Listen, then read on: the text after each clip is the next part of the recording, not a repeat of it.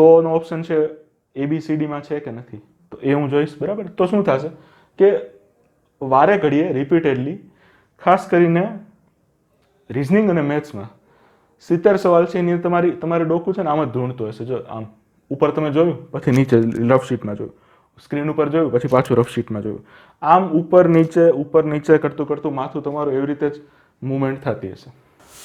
નમસ્કાર વિદ્યાર્થી મિત્રો, CCની પરીક્ષાની તારીખ આપણી ઓલમોસ્ટ આવી જ ગઈ છે. બરાબર, એપ્રિલ મહિનામાં છે એક્ઝામ. એપ્રિલ મહિનાથી શરૂ થશે અને આપણને ખબર છે કે ભાઈ મલ્ટિપલ ડેઝ, એક કરતાં વધારે દિવસ અને એક કરતાં વધારે પાડી, એક કરતાં વધારે શિફ્ટ એવી રીતે લેવાની છે એક્ઝામ. તો ત્યારે આપણો વારો આવે એને કદાચ 1 એપ્રિલથી મોડો પણ વારો આવે, પણ આપણે અત્યારે કેવી રીતે પ્લાન કરવાનું છે કે ભાઈ ધારો કે 1 તારીખે એક્ઝામ હોય, બરાબર, 1 તારીખથી શરૂ થાય છે, તો તમારો વારો આવે ત્યાં એની પહેલાં આપણે 1 તારીખ સુધીમાં આપણે રેડી હોવા જોઈએ. એવી રીતનું આપણે કંઈક પ્લાનિંગ કરવાનું છે. તો આજે આપણે એના માટે મેળા છે કે ભાઈ અત્યારે CCમાં જ્યારે 4 દિવસ આ મહિનાના અને બાકીના 31 દિવસ અત્યારે ગણીએ આપણે, બરાબર, માર્ચ મહિનાના, તો આપણી પાસે ટોટલ 34 દિવસ જેવો ટાઈમ છે. વધારે કાંઈ ટાઈમ આપણી પાસે છે નહીં. આપણે જ્યારે 75 દિવસ હતા ત્યારે પણ આપણે એક પ્લાનિંગવાળો વિડીયો લઈને આવ્યા હતા. અત્યારે ડેટ આવી ગઈ છે, તો મતલબ આવી ગઈ છે એટલે ઓલમોસ્ટ આવી ગઈ છે એમ જ કહીએ, એટલે આપણે 1 એપ્રિલ ગણીને ચાલીએ તો આપણી પાસે ટોટલ 34 દિવસ છે. હવે તમારામાંથી કાલે આપણે એક પોલ કરેલો હતો ચેનલ ઉપર, આપણી ટેલિગ્રામ ચેનલ ઉપર, કે ભાઈ તૈયારીનું શું સ્ટેટસ છે. તમારામાંથી હજી મોટાભાગના વિદ્યાર્થી મિત્રો આળસ કરીને બેઠા હોય એવું એની ઉપરથી આપણને પ્રતીત થાય છે. કેમ કે એની અંદર તમે જોશો તો વધારે પડતા વિદ્યાર્થી મિત્રો છે કે ભાઈ 50% સિલેબસ પૂરો થયો છે, 30%, 40% સિલેબસ પૂરો થયો છે. રૂલ્સ તો આપણને હમણાં 6-7 મહિનાથી આપણી પાસે નિયમ આવેલા પડ્યા છે. બરાબર, એક્ઝામની નોટિફિકેશન આવી ગઈ એને પણ ઘણો ટાઈમ થઈ ગયો, આપણે ફોર્મ ભરી લીધા, બધું કરી લીધું, તો હજી આપણો 50% સિલેબસ પૂરો ના થયો હોય તો આપણી પ્લાનિંગમાં કંઈક લોચા છે. કાં તો આપણને રસ નથી, કાં તો પછી આપણી પ્લાનિંગમાં લોચા છે. આ બેમાંથી એક વસ્તુ છે. અને પ્રિલિમ વત્તા મેન્સનું જ્યારે આપણે આયોજન કરતા હોય કે ભાઈ ઘણા વિદ્યાર્થીઓ એવા હતા, આપણે એક વિદ્યાર્થીનો જ ફોન આવેલો હતો કે ભાઈ મારે સર પ્રિલિમનો સિલેબસ થયો છે તો હું મેન્સનો કરું કે નહીં. બરાબર, તો અત્યાર સુધીમાં કેવું છે કે અમુક વિદ્યાર્થીઓ પ્રિલિમ પ્લસ મેન્સ લઈને ચાલતા હતા, પણ હવે મોટાભાગે અત્યારેની તારીખે એવા વિદ્યાર્થીઓ છે, 2 કેટેગરીમાં વિદ્યાર્થીઓ અત્યારે છે ઓવરઓલ. એક એવા કે જેને 60-70% જેવો સિલેબસ છે કમ્પ્લીટ થઈ ગયો છે, અને એક એવા કે ભાઈ સાહેબ અમે તો રાહ જોતા હતા કે ભાઈ તારીખ આવે તો હજી અમારું કંઈ પ્રશ્નાર્થ ચિહ્ન છે કે ભાઈ અમે કેટલા ટકા સિલેબસ પૂરો કર્યો, કદાચ 40%, 50% એ નથી પહોંચ્યા. તો હવે આ 2 પ્રકારના વિદ્યાર્થી છે. તો પહેલો પ્રશ્ન એ આવે કે ભાઈ સર આ બાકીના જે 30 દિવસ છે, બરાબર, 30-35 દિવસ છે, તો આની અંદર આપણે શું કરવું, પ્રિલિમ કરવી કે પ્રિલિમ પ્લસ મેન્સ કરવી. હવે જો સીધું સરળ ચિત્ર છે આની અંદર. બરાબર, જો તમારો વારો એપ્રિલના પહેલા અઠવાડિયામાં આવી જતો હોય તો તમારી પાસે બહુ ટાઈમ નથી. આમ તો 1 મહિનો જેવી એક્ઝામ ચાલે એવું છે હાલની તારીખે. તો ઇન કેસ તમારો વચ્ચે ક્યાંય વારો આવે 15-20 એપ્રિલે તો સારું, તમારા માટે જ ફાયદો છે. પણ આપણે એવી રીતે પ્લાન કરીએ છીએ કે જાણે કે 1 તારીખે તમારો વારો આવી જવાનો હોય. કેમ કે તમને એમ કહીને કે ભાઈ તમારી પાસે બાકીના 15 દિવસ છે કે નહીં એનું કાંઈ નક્કી નથી. કેમ કે કોલ લેટર ના આવે ત્યાં સુધી આપણું નક્કી ના હોય. બરાબર ને? તો આપણે હંમેશા પછી બોનસના દિવસો મળી જાય, વારો મોડો આવે તો વાંધો નહીં, વેલ એન્ડ ગુડ, એ આપણા જ ફાયદામાં છે. પણ હાલની તારીખે આપણે આજના દિવસમાં એવી જ રીતે જોશું કે ભાઈ આજના વિડીયોમાં આપણે એવી રીતે જોશું કે ભાઈ 1 તારીખે બધાની એક્ઝામ હોય એ રીતનું પ્લાનિંગ આપણે કરીએ છીએ. તો પ્રિલિમ અત્યારે કરવી કે પ્રિલિમ પ્લસ મેન્સ? હવે જો તમે આ કેટેગરીમાં આવતા હો કે ભાઈ સાહેબ મારે 60-70% જેવો સિલેબસ કમ્પ્લીટ છે, થોડુંક 30% જેવું કામકાજ બાકી છે, એકાદો ગુજરાતી જેવો સબ્જેક્ટ બાકી હોય અથવા થોડી ઘણી પ્રેક્ટિસ બાકી હોય કે એવું કંઈ હોય, તો જો તમે આ પરિસ્થિતિમાં આવતા હો ને તો તમારે પ્રિલિમ પ્લસ મેન્સનું 15 દિવસ સુધી કરી શકો. બરાબર, 10 થી 15 દિવસ છે તમે અત્યારે પ્રિલિમ પ્લસ મેન્સ એકસાથે લઈને ચાલી શકો. કેમ 10 થી 15 દિવસ? એટલા માટે કેમ કે 10 દિવસ થશે એટલે તમે જોશો કે ભાઈ 8 માર્ચ જેવો ટાઈમ આવી જશે. બરાબર, 8 થી 10 માર્ચ જેવો ટાઈમ આવી જશે. હવે આપણે ખાલી સિલેબસ જ કરવાનું છે એવું તો છે નહીં, આપણે મોક ટેસ્ટ પણ આપવી પડશે. તો હું એમ કહું છું કે ભાઈ તમે 10 તારીખ પછી કે 8 તારીખ પછી ટોટલ 5 મોક ટેસ્ટ દિલથી આપી દો. બરાબર, 5 મોક ટેસ્ટ. આપણે 50-60 પેપર એકારે લઈને બેસો તો તમારી મરજી, પણ ઇન જનરલ હું એમ કહું છું કે ભાઈ તમે જ્યારે આવી એક્ઝામ આપતા હો તો 5 મોક ટેસ્ટ તમે જો સરખી રીતે પ્રોપર મેથડથી, પ્રોપર રણનીતિથી આપેલી હોય તો તમારે કાંઈ 10, 15, 20 મોક ટેસ્ટની જરૂર નથી. તો અત્યારે ખાલી એમ કહું છું તમને કે ભાઈ ભલે તમે પછી તમારો ટાઈમ હોઈને આપો બાકીની 5-10 ટેસ્ટ વધારે આપી દો તો વાત અલગ છે, પણ તમે 5 ટેસ્ટ તમારી રણનીતિ બનાવવા માટે મોર દેન ઇનફ છે. આમાં છે ને એવું હોય કે ભાઈ એવું ના હોય કે ભાઈ આપણે 10-15 ટેસ્ટ આપી દીધી એ માણસ વધારે પ્રેક્ટિસ વાળો છે, એવું નહીં ગણવાનું. ઘણા આડેધડે મોક ટેસ્ટ આપતા હોય, બરાબર ને. લાઇબ્રેરીમાં બેસીને 12 કલાક વાંચવાવાળું પબ્લિક એ છે, પણ એ 5 વર્ષથી લાઇબ્રેરીમાં બેસે છે અને અત્યાર સુધી એક પ્રિલિમ પાસ નથી કરી શક્યા, તો 12 કલાક ગઈ ક્યાં? સમજાય છે? એટલે એવું નહીં માનવાનું કે ભાઈ આપણે 10-15 પેપર આપીએ તો જ આપણો ઉદ્ધાર થાય, એવું જરાય નથી. તમે સરખી રીતે પ્રોપર મેથડ ફોલો કરીને 5 ટેસ્ટ આપી દો બરાબર, તોય તમારું ઘણું ઇમ્પ્રુવમેન્ટ તમને દેખાઈ જશે. તો આ જે મોક ટેસ્ટ છે એના માટે 10 તારીખ પછીની સ્પેસ આપણે ગણીએ, બરાબર ને. તો જો તમે 60-થી 70% જેટલો સિલેબસ પૂરો કરી લીધો છે અત્યાર સુધીમાં, તો તમારે 10 દિવસ સુધી પ્રિલિમ પ્લસ મેઇન્સ કરાય, બરાબર. પ્રિલિમ પ્લસ મેઇન્સ એટલે કેવી રીતે? ભાઈ રાઇટિંગ પ્રેક્ટિસ ધારો કે કરતા હો ગુજરાતી ઇંગ્લિશની, તો 3 કલાક દિવસની એમાં આપી દો જો જોબ વગર તૈયારી કરતા હો તો, અને બાકીની જે 7-8 કલાક છે એ પ્રિલિમને આપી દો. અત્યારે એવો ટાઈમ છે, છેલ્લો 1 મહિનો બાકી હોય ને પરીક્ષાને, ત્યારે જો તમે જોબ ના કરતા હો તો તમારી પાસે અત્યારે તો 12 કલાક વાંચવાનો ટાઈમ છે, સમજાય છે? 12 કલાક આપણી અત્યારે ખેંચાવી જોઈએ. એમાં જો સિલેબસ પૂરો નથી થયો તો મારે કેવું જ ના પડે, બરાબર ને. તો આપણે પહેલાં સિલેબસ પૂરો કરવામાં ધ્યાન આપવું પડે. તો જો તમારી પાસે અત્યારે આટલો સિલેબસ રેડી છે, 60-70% એટલે કે ભાઈ 60થી 70 માર્ક્સનું તમે જો અત્યાર સુધીમાં કરી લીધું હોય, બરાબર. ધારો કે તમે મેથ્સ પતાવી લીધું, ગુજરાતી ને ઇંગ્લિશ પૂરા કરી લીધા, તો તમારા 30, 15 ને 15 એટલે 60 માર્ક્સ તમારા રેડી થઈ ગયા. બાકી હોય તો 40 રિઝનિંગના, બરાબર. તો એવી રીતે 60% એટલે હું એવી રીતે વેઇટેજ વાઇઝ કહું છું. હવે આ તમે કરી લીધું, બરાબર. પ્રિલિમ પ્લસ મેઇન્સ કોના માટે? તો કે ભાઈ ખાલી આના માટે, જેને 60થી 70% જેવો સિલેબસ થઈ ગયો છે એના માટે.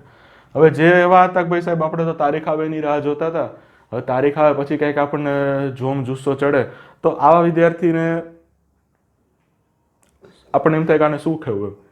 તમને કોક આવી રીતે તમે રીલ્સ ને બધું જુઓ, વિડીયો જુઓ, પછી તમને ધ્યાન આવે કે ભાઈ હવે આપણે 30 દિવસ હોય તો આપણે મોટિવેશન આવવું જોઈએ, તો પહેલાંથી થોડુંક પ્લાનિંગ કરવાની જરૂર હતી, પણ હવે નથી કર્યું. તો તમે અત્યારે તમારી પાસે એવો છે કે ભાઈ સાહેબ આપણે 20-30 માર્કનો સિલેબસ એ માંડ પૂરો કર્યો છે 100 માર્કના સિલેબસમાંથી, તો તમારે ખાલી પ્રિલિમ કરાય, પ્રિલિમ ઓનલી. કેમ કે અત્યારે હું તમને એમ કહું ભાઈ તું ભાઈ 3-4 કલાક મેન્સ કર, 7-8 કલાક પ્રિલિમ કર, તમે પ્રિલિમની પૂરું નથી કર્યું તો અત્યારે તમે મેન્સ કરશો તો ઉલટાનું પ્રિલિમ ઉપર અસર થશે ને, કે ભાઈ સાહેબ જે 3-4 કલાક આપણે પ્રિલિમનું વાંચી શકતા હતા એના બદલે આપણે મેન્સનું લઈને બેઠા થઈ, પછી એમ કહે છે કે ભાઈ મેં પ્રિલિમનો સિલેબસ પૂરો નથી, પ્રિલિમ પાસ નથી થઈ. પણ આપણે જ્યારે 1 મહિનો બાકી હોય ને હજી 20-30% સિલેબસ પૂરો કર્યો છે, તો પછી મેન્સનું સલાહ આપવી પણ કેવી રીતે? તમારે અત્યારે આ જ કરવાનું છે ભાઈ, તમે ખાલી પ્રિલિમ કરો, પ્રિલિમનો ભેગું કરો પહેલાં 4 વિષય, બરાબર. જો ગ્રુપ બીની આપવાના છો તો પ્રિલિમનો સિલેબસ છે એ 4 વિષય તમને ગ્રુપ બીની મેન્સમાં પણ કામ લાગવાના છે. તો આવી રીતે તમારે થોડું ઘણું પ્લાન કરવાની જરૂર છે કે ભાઈ અત્યારે આપણે એઝ પર યોર સિલેબસ, તમે સિલેબસ કવર કેટલો કર્યો છે એના બેઝ ઉપર તમે નક્કી કરશો કે ભાઈ અત્યારે આપણે પ્રિલિમ કરવી કે પ્રિલિમ પ્લસ મેન્સ કરવું. આ ક્લિયર કટ વસ્તુ છે. આમાં જો કાંઈ મીઠી મીઠી વાત હોય નહીં કાંઈ, બરાબર ને. આમાં જે રિયાલિટી છે એ તમને ખબર પડવી જોઈએ. હું મારો વિડીયો બનાવું 1 કલાકનો મસ્ત લાંબો વિડીયો બનાવું, એમાં 1.5 કલાક તો તમને હું મસ્કા મારું ફર્સ્ટ ક્લાસ, બરાબર. આપણે તમને હસાવીએ અને રમાડીએ ને ભાઈ, તો એવું કાંઈ અહીંયા નથી કરવા આપણે, બરાબર ને. એ નોકરીનો સવાલ છે, અહીંયા તમારા કેરિયરનો સવાલ છે. ને આપણે ભલે હું તો વિડીયો બનાવી 1 કલાકનો હું તો વ્યૂઝ લઈ લઈશ, તમારા કેરિયરનો સવાલ છે. એટલે થોડું ઘણું મોજ મસ્તી ના મળતી હોય ને તો પણ અહીંયા વિડીયો જોવા આવવું પડે ભાઈ, કેમ કે સાચું જે પ્રોપર સલાહ છે, પ્રોપર જ્ઞાન છે ભાઈ બધાને નથી મળતું, અમને નથી મળ્યું જિંદગીમાં, બરાબર ને. તો જ્યારે મફતમાં આવી સલાહ મળતી હોય ને તો માની લેવું આના લીધે તમારી સીસી સુધરી જશે ને. સીસી એટલે તમે માનો કે આટલી બધી પોસ્ટ આપણને આપી દીધી, તમે સાચી એડવાઇસ ફોલો કરીને તમે સીધા હેડ ક્લાર્ક કે એવું કંઈક બની શકો. તમે કોક જુનિયર ક્લાર્ક તરીકે દાખલ થયું હોય ને સિસ્ટમમાં મતલબ કે ભાઈ જેનું સિલેક્શન જુનિયર ક્લાર્ક તરીકે થયું હોય ને પછી એ જુનિયરમાંથી સિનિયર થાય, સિનિયરમાંથી હેડ થાય, કેટલા વર્ષ થાય ને કોકને પૂછજો જરાક. અત્યારે સીસીમાં સાહેબ રૂલ્સ આવા છે ને આવા છે, રૂલ્સમાં મજા નથી આવતી, પેપર અઘરા થઈ ગયા, તો તારા ઘરે આવીને દઈ જાય નોકરી કે હાલ મારો ભાઈ આવી જા ઓફિસમાં બેસી જા. થોડુંક પછી હોય ને યાર કે સરકારી નોકરી છે યાર, એટલી બધી તમે આટલા સોફ્ટ થઈ જાવ તમારી મોટી મોટી ભૂલ છે. 4-5 વર્ષથી જોઉં છું આમ સાવ આમ લબાડની જેમ સોફ્ટ થઈ ગયા તમે. જરાક કંઈક અઘરું પેપર આવે તો કે હાલો આંદોલન કરવા. સરકારી નોકરી મેળવવી પહેલા અઘરી હતી, આજે અઘરી જ છે, કાલે અઘરી જ હશે. એટલે જ્યારે આવી આપણા પેપરનો એવો બધો જિંદગીનો કેરિયરનો એવો સવાલ હોય ને ત્યારે પછી મોજ મસ્તીમાં પડ્યા રહ્યો તો પછી પડ્યા રહ્યો મોજ મસ્તીમાં. મેં તો આની પહેલાં કીધું હતું જો તમને આવડતું હોય ને તો મોબાઈલ ઘરેથી પૂછી, અને જો ઘરેથી હા પાડતા હોય તો મોબાઈલને અમે ઘણા ડાન્સ કરીને કેરિયર બનાવે છે યુટ્યુબમાં, ઇન્સ્ટાગ્રામમાં, બરાબર ને. પણ જો આપણે એ નથી, આપણને પછી એટલા લેવલ ઉપર આવડવું જોઈએ પાછું એમ. તો જો આપણી પાસે એ રસ્તો નથી ને તો છાનું મોનું ચોપડા પકડીને અત્યારે બેસવું પડે, કેમ કે 1 મહિનો છે, 5000 ભરતી છે. પહેલાં તો 5000 ભરતી માટે અમારે અહીંથી આટલું કહેવું પડે એ ખોટું કહેવાય. પોલ કરીએ તો હા 30% છોકરા તૈયારી નથી, 30% છોકરા તૈયારી કરે છે, બાકીના 70% મોજ મજા મસ્તી કરે છે. ગાંધીનગર હોય તો સેક્ટર 6માં બેઠા બેઠા હેન્ડ ટેસ્ટથી બધી જોવાનું, મોજ કરવાની, ઘરે આવેલું આવવાનું. ઓકે, પેપરમાં સ્પીડ. એક તો જો સ્પીડ એવી વસ્તુ છે કે ભાઈ તમે જ્યારે મોટરસાઇકલ કે સાયકલ તમે જ્યારે શીખતા, તો ધારો કે તમે તમારું સ્પ્લેન્ડર શીખો છો, બરાબર, તો કંઈ આજે શીખવાનું ચાલુ કર્યું અને આજે ને આજે તમે 60ની સ્પીડે સ્પ્લેન્ડર ન ભગાવાય. કાં તો તમે ભટકાવો અને કાં તો તમારાથી ભાગે નહીં, બરાબર. તો સેમ વસ્તુ અહીંયા લાગુ પડે કે હજી તમે પ્રેક્ટિસ કરતા હો. સ્પીડ છે ને એ પ્રેક્ટિસમાં કેળવવાની વસ્તુ છે દોસ્ત, બરાબર. તમે જ્યારે ગણિત અને રિઝનિંગ છે, ઇંગ્લિશ છે, ગુજરાતી છે, આ બધાના સવાલ પ્રેક્ટિસ કરતા હો તો સ્પીડ છે એમાં ધીમે ધીમે આવે. આજે કલાકમાં 10 દાખલા કરતા હશો, કાલે અઠવાડિયા પછી તમે 20 દાખલા કરશો, મહિના દિવસ પછી 15 મિનિટમાં 10 દાખલા કરતા થઈ જશો, બરાબર. તો સ્પીડ એવી વસ્તુ છે કે જેની પાછળ છે ને તમારા આમ દોટ ના મુકાય. સ્પીડ એવી વસ્તુ છે કે ધીમે ધીમે આવશે. પ્રેક્ટિસ કરો તો સ્પીડ આવવાની જ છે. અને પેપર છે, હવે એક ગણતરી છે, મોટાભાગે બધા વિદ્યાર્થીઓ જાણે જ છે, પણ એ ગણતરી સાચી છે કે ખોટી એ જરાક તમને કહું છું કે ભાઈ આ એક ગણતરી બહુ વિદ્યાર્થીઓના મનમાં હોય કે ભાઈ સર એક સવાલ માટે 36 સેકન્ડ છે. કેમ કે આપણી પાસે સાહેબ 1 કલાક છે, 1 કલાકમાં 3600 સેકન્ડ હોય અને ટોટલ સવાલ છે આપણી પાસે 100, તો 3600 ભાગ્યા 100 બરાબર 36. તો એક સવાલ માટે આપણી પાસે 36 સેકન્ડ છે, બરાબર. આ વસ્તુ સાચી છે કે ખોટી છે? તો હું એમ કહું છું કે સાચી છે અને ખોટી પણ છે. કેમ કે તમે ખાલી એટલો હિસાબ કર્યો કે ભાઈ સાહેબ 1 કલાકમાં 36 સેકન્ડ છે. હવે જો તમે TCSની કાઢેલી કોઈ એક્ઝામ તમે પાસ કરી હોય અથવા તમે ઇવન એક્ઝામ ભરવા પણ ગયા હો તો તમને ખબર હશે કે ભાઈ એ લોકો એનું વેરિફિકેશન છે એ સ્ટ્રોંગ હોય, બરાબર. ચાલો આપણે માની લઈએ કે ભાઈ આ સહી કરાવવાની બધી એ લોકો તમારી પાસે પેપર ચાલુ થાય એની પહેલાં આવી ગયા, તો તમારે એમાં ટાઈમ નહીં બગડે. પણ એક જ્યારે આવી ઓનલાઈન એક્ઝામ હોય ત્યારે આપણે પહેલાં એવી ગણતરી કરતા કે ભાઈ આ જે એક ટપકું છે OMRનું, આ ટપકું પૂરવામાં 5 સેકન્ડ થાય, તો આ વસ્તુ તમારે અહીંયા લાગુ નહીં પડે, કેમ કે એક્ઝામ તમારી કોમ્પ્યુટર બેઝ થઈ ગઈ, તો હા એમાં લાગુ નહીં પડે. પણ એક ગણતરી એવી છે કે જે મોટા ભાગે બધા વિદ્યાર્થીઓ, અત્યારે તો આમ તો મારે 100% કહેવું જોઈએ, પણ હું એમ નથી કહેતો 100%, થોડા ઘણા વિદ્યાર્થીઓને આપણે અપવાદમાં લઈએ તો 10% વિદ્યાર્થીને ખબર છે, 90% વિદ્યાર્થીને આને ખબર નથી. પણ જ્યારે પેપર આપવા જશો ત્યારે ટાઈમ આના લીધે જ ઘટવાનો છે, અને આને કહેવાય સ્ક્રોલિંગ. સ્ક્રોલિંગ એટલે શું? તો કે ભાઈ તમે જોજો કોમ્પ્યુટરમાં તમને તમારી આ ધારો કે સ્ક્રીન છે તમારી કોમ્પ્યુટરની, તો સાઈડમાં છે એક સ્ક્રોલ બાર આપેલી હોય, બરાબર. અહીંયા એક એરો ઉપર હોય અને એક એરો છે એ નીચે હોય. અહીંયા તમારે સ્ક્રોલ બાર આપેલી હોય, અહીંયા કંઈક પેલું હોય સ્ક્વેર નાનું આપેલું હોય, અપ ડાઉન મૂવ થાય તમે સ્ક્રોલ કરો એટલે. તો આ જે સ્ક્રોલિંગ છે આ છે ને ઓનલાઈન એક્ઝામ જ્યારે હોય, કોમ્પ્યુટર બેઝડ એક્ઝામ હોય ને જ્યારે, તો સ્ક્રોલિંગ છે ને એ બહુ મહત્વનો ભાગ ભજવે.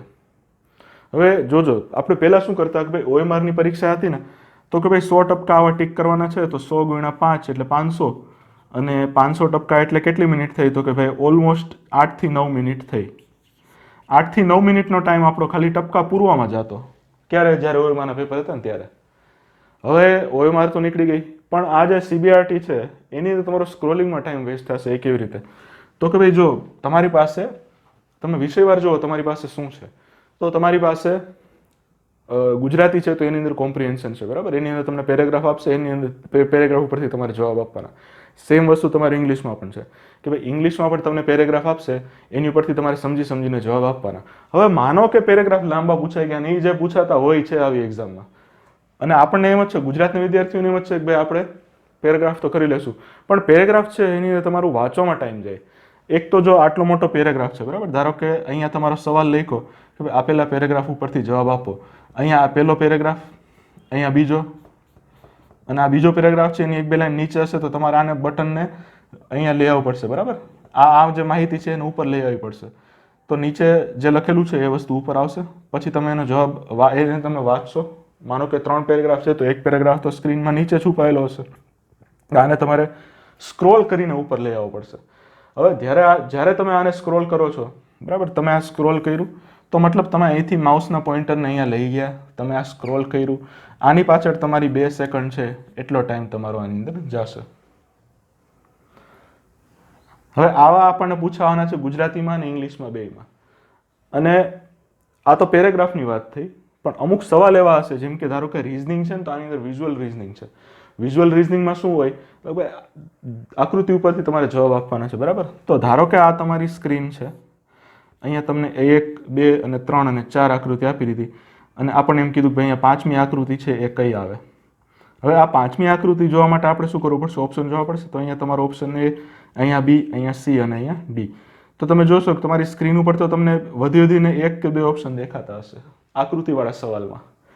બાકીના 4 ઓપ્શન ક્યાંથી લેવા જવા પડશે, તો કે ભાઈ સ્ક્રોલ કરીને એને નીચેથી ઉપર તમારી સ્ક્રીનમાં લઈ આવવા પડશે. તો આની પણ તમારી જુઓ કે ભાઈ 2 સેકન્ડ જેટલો ટાઈમ તો તમારો આની અંદર જશે. હવે માનો કે આકૃતિવાળા સવાલ છે, અહીંયા પહેલી અને છેલ્લી આ 2 આકૃતિ તમારે એ અને બી, ઓપ્શન એ, આ બી, આ સી અને આ ડી. તો ઓપ્શન એ અને ડી માંથી તમારું કંઈક તમને એમ લાગતું હોય કે આમાંથી ક્યાંક આપણો જવાબ છે, તો આને તમારે સરખાવવા પડશે સામસામા. હવે આને તમે અહીંયા તો લઈ આવી નથી શકતા, તો તમારે શું કરવું પડશે કે ઉપર નીચે આવી રીતે આમ સ્ક્રોલ કરવું પડશે, બરાબર ને. તો આવું સ્ક્રોલ કરવામાં એક સવાલમાં તમારી પાસે એવરેજ 4 સેકન્ડ જેટલો ટાઈમ છે ને આ સ્ક્રોલિંગ કરવાની પાછળ જશે. બધા સવાલમાં નહીં જાય એ પણ હું જાણું છું, પણ માનો કે તમારા 100 માંથી 60 સવાલ એવા પૂછાઈ ગયા કે ભાઈ જેમાં તમારે આવી રીતે સ્ક્રોલ કરવામાં તમારી ટાઈમ તમારો વેસ્ટ થાય છે, તો 6 × 4 એટલે 240. ટોટલ કેટલી મિનિટ થઈ, તો કે ભાઈ 4 મિનિટ તમારી 1 કલાકમાંથી ખાલી સ્ક્રોલ કરવામાં ગઈ. કેટલી? 4. બાકીના ધારો ચાલો 40 સવાલ છે, એમાં આપણે માનીએ કે તમને અહીં જવાબ મળી ગયો સ્ક્રીન ઉપરથી, તમારે અહીંયા તમે લડી લીધું, એમાં તમારે કંઈ આગળ વધવાની જરૂર નથી, નીચે તમારે સ્ક્રોલ કરવાની જરૂર નથી પડી, તો વેલ એન્ડ ગુડ. પણ આપણી પાસે આવી સંભાવના કરી, અને આ સંભાવના એટલે આને તો આમ તો શ્યોર શોર્ટ જ કહેવું જોઈએ મારે, પણ થોડોક આપણે લિબરલ રહીને સાવ તમને એમને આમ નથી કહેતા કે અરે આવું જ પૂછાશે, એવું નથી ભાઈ, હું કાંઈ પેપર નથી કાઢવા ગયો.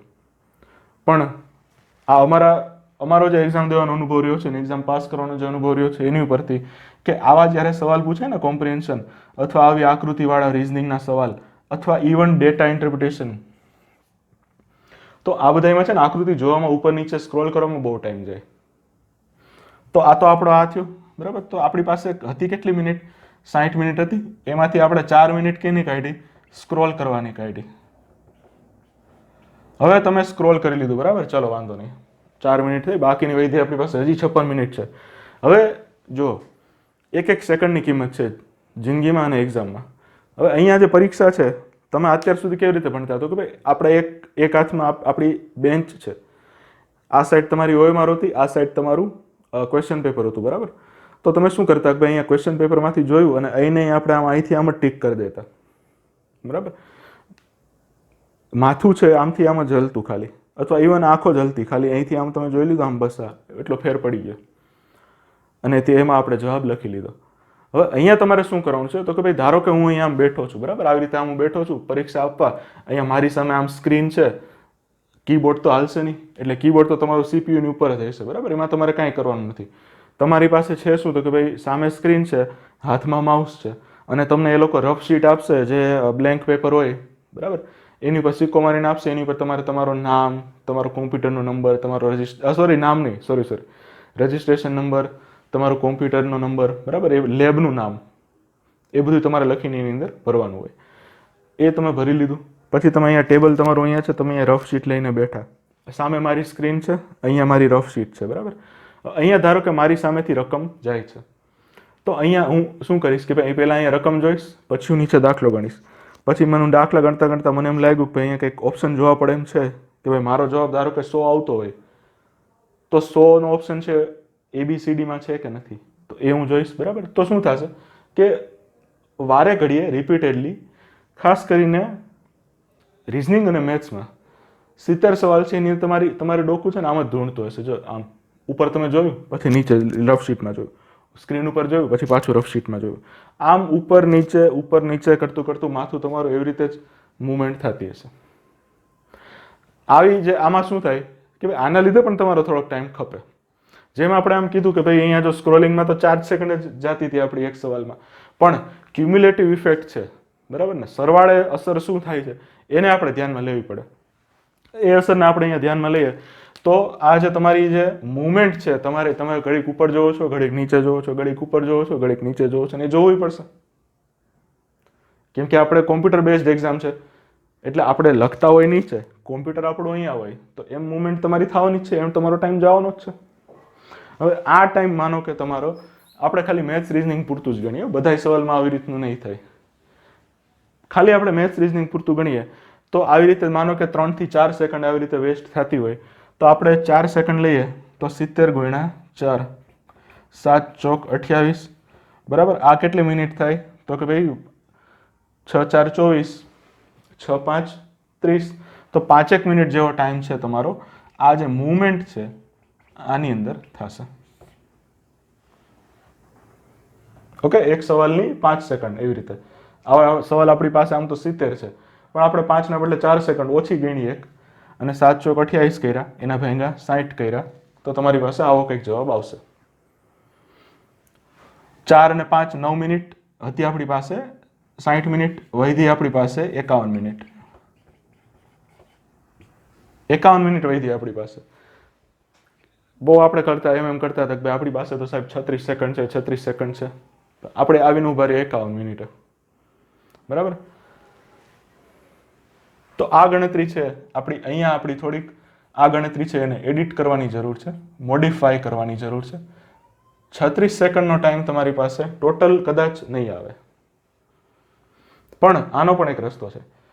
હવે આપણી પાસે 4 વિષય છે ટોટલ, કે મેથ્સ છે, રિઝનિંગ છે, ઇંગ્લિશ છે અને ગુજરાતી છે. અહીંયા જો મેં એક લખેલું છે સિક્વન્સ અને ઝડપ. સિક્વન્સ કોની લીખી દીધી છે મેં અહીંયા, તો તમે કયા વિષયનો સવાલ છે એને પહેલા અટેમ્પ્ટ કરો છો એની સિક્વન્સ મેં અહીંયા કીધી. જો આ બધી ગણતરી એના માટે છે જે સિરિયસલી મોક ટેસ્ટ આપવાના છે એના માટે. બાકી તમારે ટાઈમ પાસ જ કરવો હોય મોક ટેસ્ટના નામે તો તમને આ કંઈ લાગુ નહીં પડે, પછી પરીક્ષા પછી રોઈ લેજો. અહીંયા તમારી પાસે શું હોય દીધું કે ભાઈ મેથ્સ છે, રિઝનિંગ છે, ઇંગ્લિશ છે અને ગુજરાતી છે. તમારો ટાઈમ બચશે ક્યાં? હું તમને આ 6-7 મહિના પહેલા કીધું મેં, જ્યારે નવા નિયમ આવ્યા હતા ત્યારે આપણે રણનીતિનો વિડીયો બનાવી લીધો હતો, અને જો તમે એ પ્રમાણે હાલ્યા તો તમને 110% ફાયદો થયો છે. અને આ જે રણનીતિ છે બીજે આ જ રણનીતિ શીખડાવે છે યાર, બરાબર ને. મેં એની પહેલા તમને કીધું હતું કે આપણા લેક્ચરમાંથી થોડું ઘણું કોન્ટેન્ટ આમ તેમ ક્યાંક ફરતું રહેતું હોય. કોણ ફેરવે છે કોણ નથી ફેરવતું બધી મને ખબર છે, આપણે અહીંયા કઈ એવા નામ કોઈના લેવા નથી. વળી પાછું આપણી ચેનલ નાની રહે ને એટલે આ લોકો એમ થઈ જાય પછી, એટલે વાંધો નહીં. પણ તમારા સુધી જો આ ના પહોંચ્યું તો હવે જોઈ લેજો કે ભાઈ આપણી પાસે છે મેથ્સ, રિઝનિંગ છે, ઇંગ્લિશ છે અને ગુજરાતી છે. તમારી પાસે તમે જોજો કે અત્યારે વિદ્યાર્થીઓની આમ જનરલ ફરિયાદ છે કે ભાઈ સાહેબ આપણને ઇંગ્લિશ તો આમથું નહોતું આવડતું અને મેથ્સ, રિઝનિંગ આટલા વધારે માર્ક્સનું થઈ ગયું, તો હવે આમાં કરવું શું? વાત સાચી છે, પણ એક આપણી ભૂલ અહીંયા છે કે ભાઈ તમને હાડો 6 મહિનાથી નિયમ દઈ દીધા, તમે હવે જાગો. ગજબ આળસુ છો યાર, કાં તો ગજબ પૈસા વાળા છો ને કાં ગજબ આળસુ છે, બેમાંથી એક વસ્તુ છે.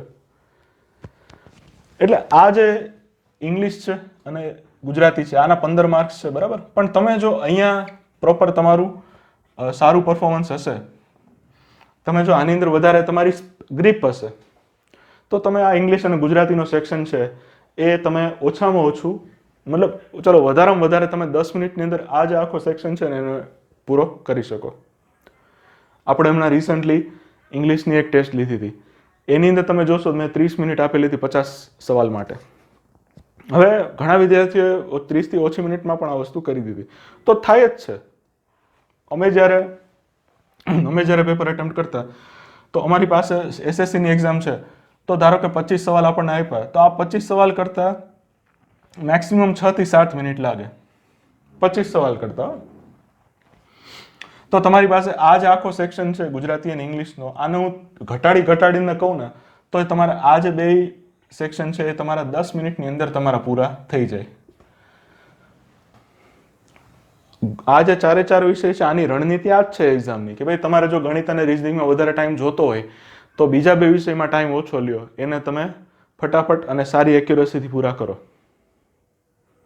તો આમાં કંઈક તમારું ઉકળે. તો આ વસ્તુ છે કે ભાઈ જ્યારે ઇંગ્લિશ અને ગુજરાતીની સવાલ આવે ને તો આ બેમાંથી તમારે 10 મિનિટની અંદર પૂરું થાય એવું કરવાનું. તો તમારી 51 માંથી 10 મિનિટ જાય તો તમારી પાસે વધી 41 મિનિટ. હવે આની અંદર તમે કરો તમારું મેથ્સ અને રીઝનિંગ, 41 મિનિટ તમારી પાસે વધી. તમારી પાસે સવાલ કેટલા હતા ટોટલ? તો કે ભાઈ 70 સવાલ, 30 ગણિતના ને 40 છે રીઝનિંગના. આ જે તમારી પાસે 70 સવાલ માટે 40 minute. Okay, ultimately it comes down to this, કે ભાઈ તમારી પાસે અત્યારે આમાં જ તમારે પૂરું કરવાનું થાય. હવે આપણે એવી ગણતરી કરી હતી કે ભાઈ 36 સેકન્ડ. તો જો આવો હાર્ડ એન્ડ ફાસ્ટ તમે લઈને આવતા હો ને, અને જો ગુજરાતી અને ઇંગ્લિશના છેલ્લા સવાલમાં 36 મિનિટ તમે વેસ્ટ કરતા હો તો તમારું રિઝલ્ટ ડાઉન જશે, તો તમને માર્ક્સ તમારા ઓછા આવવાની શક્યતા ખરી. અહીંયા જો શક્યતામાં રમીએ છીએ આપણે, કેમ કે તમારામાંથી ઘણા વિદ્યાર્થીઓ એવા સ્માર્ટ હશે કે ભાઈ આપણે તો સર 100 માંથી 100 લઈ આવ્યા. આમ તો એવો હોય નહીં, પણ 2-5% હોય. તો આ વસ્તુ એના માટે લાગુ પડે કે ભાઈ જે તમે 36 સેકન્ડનો, હાલો વાંધો નહીં, હું માનું છું 36 સેકન્ડ છે થી પહેલી વાર ગણતરી માંડતા હોય ને, એ છે એમ જ મગજમાં આવે કે ભાઈ સાહેબ 100 સવાલ માટે 3600 સેકન્ડ, તો એક સવાલ માટે કેટલી? તો કે ભાઈ હા, એ વાત સાચી તારી, 36 સેકન્ડ. પણ છેલ્લા સવાલમાં ભાઈ 5 સેકન્ડમાં જવાબ આવે. આ 36 સેકન્ડ એક સવાલમાં પોસાય નહીં આપણને, બરાબર ને? આ પેલું ઓલા પૈસા જેવું છે કે ભાઈ તમારી પાસે બેંકમાં 10,000 રૂપિયા પડ્યા અને તમે એમ કહો કે ભાઈ લાવો આપણે ગાડી બુક કરાવી આવીએ, તો આમાં ક્યાંથી મેળ આવે? એટલે એના જેવું છે કે આપણી પાસે છે ને એક સવાલની 36 સેકન્ડ દેવી પોસાય એમ નથી અત્યારે. તો આ ગણતરી તમારે ધ્યાનમાં લેવી કે ભાઈ ઇંગ્લિશ અને ગુજરાતી આમાંથી 30માંથી જેમ બને એમ વધારે માર્ક્સ લેવા અને જેમ બને એમ ઝડપથી પૂરું કરવું, સારી એક્યુરેસી સાથે. આડેધડ પૂરું નથી કરવાનું. તો તમારે અહીંયા છે ને વધારે તમને ટાઈમ મળે. વધારે એટલે કેટલો? તો કે ભાઈ અરાઉન્ડ 41 મિનિટ જેટલો ટાઈમ તમને મેથ્સ અને રિઝનિંગમાં મળી શકે. અને આ જે સિક્વન્સ છે એનો મતલબ શું છે? તો કે ભાઈ સિક્વન્સ છે એના એ પર્સપેક્ટિવમાં એ દ્રષ્ટિકોણથી કીધું, કેમ કે તમારી પાસે પેપર આપતા હોય ત્યારે એક સિક્વન્સ મગજમાં હોવી જોઈએ. એવું નહીં કે ભાઈ જે આમાં આવ્યું એને આપણે ઢીબાડી દીધું, એમ નહીં. સિક્વન્સ કેમ હોવી જોઈએ? કેમ કે તમે સીધું મેથ્સ અને રિઝનિંગ લઈ લીધું ને આમાં માનો કે ફસાઈ ગયા ને તો આ બેમાંય બગાડશો, ગુજરાતીમાં અને ઇંગ્લિશમાં, બરાબર ને? ફસાવા માટે તમને ઘણું બધું પૂછી શકે, અને જો તમે એમાં આવી ગયા તો તમારી પાસે ગણિત અને રિઝનિંગનું પણ આખું પેપર તમારું બગડવાની ચાન્સ રહેશે. એટલે આ જે સિક્વન્સ છે એ તમારે મોક ટેસ્ટમાં ફિગર આઉટ કરવાની છે.